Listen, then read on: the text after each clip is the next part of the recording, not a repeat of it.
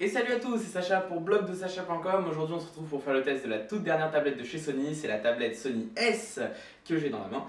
Voilà, donc vous la voyez, c'est cool. Vous la verrez après bien sûr quand je vous montrerai rapidement son design.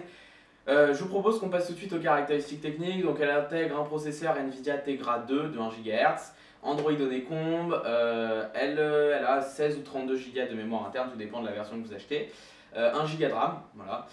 Son écran, c'est un écran de 1280 par 800, donc les mêmes résolutions que les MacBook, 9,4 pouces, donc un tout petit peu plus petit que l'iPad. Mais ça se ressent vraiment que c'est plus petit que l'iPad. Je vous montrerai parce que je vous montrerai avec l'iPad après.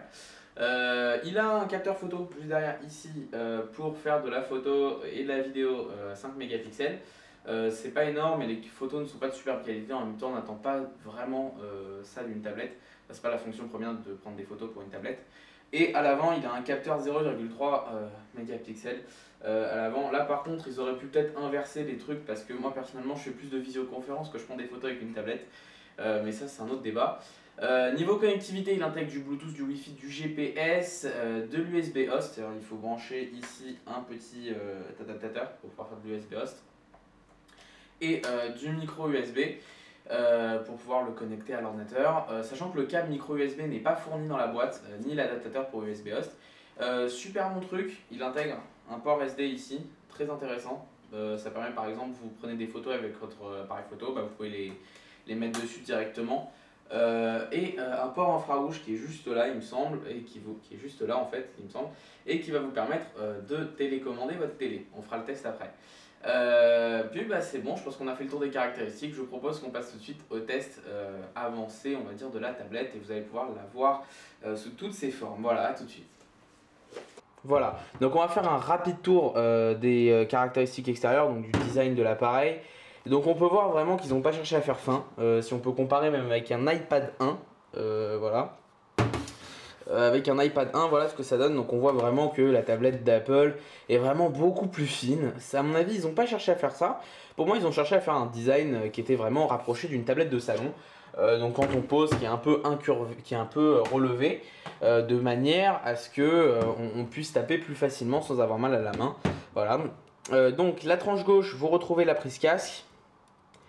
Ici, vous retrouvez donc à l'intérieur, vous retrouvez le port micro USB et la carte SD.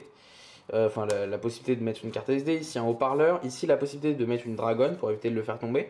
Là, le port chargeur. Et là, j'ai vraiment envie de dire un petit coup de gueule. Pourquoi ils n'ont pas fait un rechargement par USB comme est fait sur l'iPad. Voilà, hein, l'iPad, c'est du rechargement par le connecteur dock qui est en dessous. C'est bien dommage parce que franchement, c'est un truc. C'est un truc qui peut endommager les gens. Je veux dire, un jour on casse un chargeur, il faut racheter un chargeur Sony qui va coûter encore super cher. Voilà. Et donc sur la tranche droite, vous retrouvez le bouton reset, le moins, le plus, un petit voyant lumineux qui est de la même chose de l'autre côté, et le bouton power. Au-dessus, vous retrouvez à cet endroit-là à peu près le capteur infrarouge. Voilà. Sinon, c'est tout. À l'avant, vous avez la caméra. À l'avant. En dessous, il y a le chargeur, voilà. Et au dos, vous retrouvez les 4 gommes antidérapantes, le logo Sony, les modèles, etc. Et là, la caméra 5 mégapixels. Donc nous revoilà pour parler d'Android Honeycomb. Honeycomb, c'est la version d'Android qui a été faite uniquement pour les tablettes, donc la version 3.0. En l'occurrence, c'est la version 3.2 qui est à l'intérieur, donc plus évoluée. Il faut savoir qu'aujourd'hui, il existe pour tablettes, il existe le même système pour tablette et pour smartphone, c'est Android Ice Cream Sandwich. Mais là, dessus, pour le moment, il n'y a que Android Honeycomb. Il y a un portage de Android Ice Cream Sandwich qui devrait sortir dessus, mais pour le moment, Honeycomb. Voilà. Donc pour déverrouiller, c'est tout simple, voilà. Et donc là, je me retrouve sur la page d'accueil. Comparé à un smartphone Android, on a toujours les pages avec les widgets, les icônes qu'on veut. Ça change pas vraiment.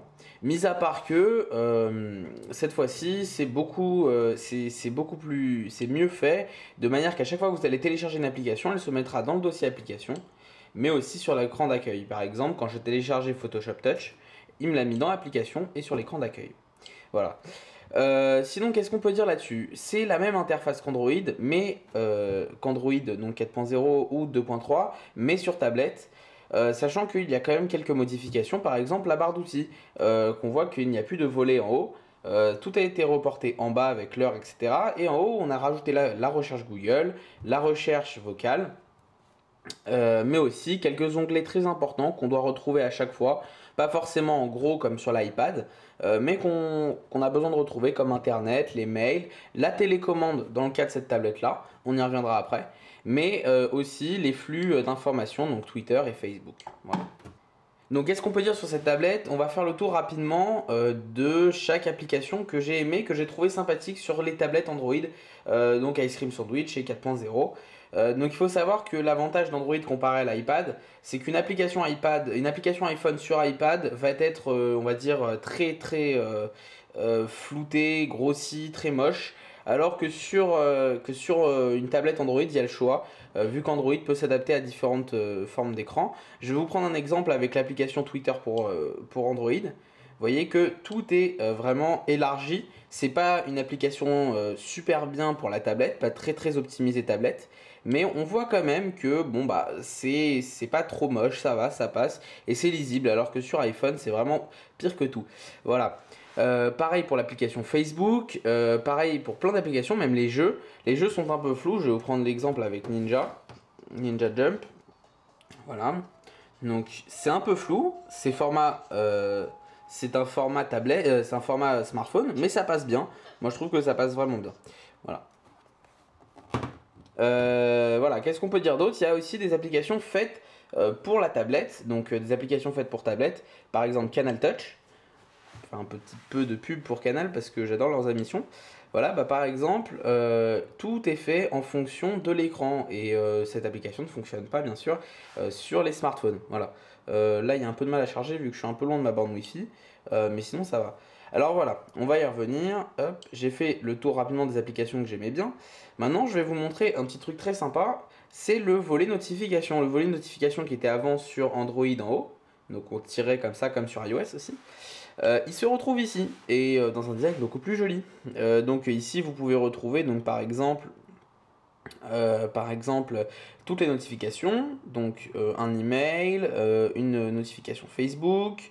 Encore mieux, vous pouvez retrouver, je sais même pas sur quoi j'ai cliqué, les trucs Twitter de l'application TweetCount que je recommande si vous aimez bien TweetDeck sur l'ordinateur, on y reviendra après. Voilà, et l'heure qui est affichée ici. Ici, donc vous avez le réseau, la batterie, la date, et donc vous pouvez régler certaines choses comme le Wi-Fi, la rotation de l'écran, etc. La luminosité, voilà. Bref, vous pouvez régler plein de choses ici, c'est un peu le volet notification sur Android, et il est en bas, et ça se présente un peu comme un ordinateur, comme un bureau Windows par exemple, où il y a l'heure en bas, etc. Voilà. Il n'y a plus de boutons sur les tablettes et les smartphones Android, il n'y a plus de boutons, du moins sur les tout derniers Ice Cream Sandwich, du moins sur les tablettes 3.0, donc Honeycomb, il n'y avait plus de boutons aussi. Donc ici, il n'y a pas de bouton tactile ou qui s'illumine ou n'importe comment.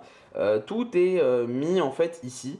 Donc il y a le bouton retour, le bouton home et le bouton multitâche qui est ici où je peux afficher toutes les tâches. Voilà. Donc le multitâche est bien sûr pris en compte.